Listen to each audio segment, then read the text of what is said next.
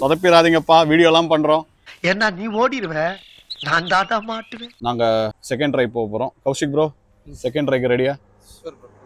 Bro அங்க பாருங்க, eagle, காக்கா, ஃப்ளைட் எல்லாம் வருது ஒண்ணா.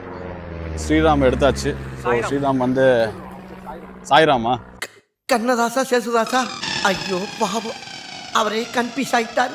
Sorry for the disturbance. Sairam. 3, 2, 1.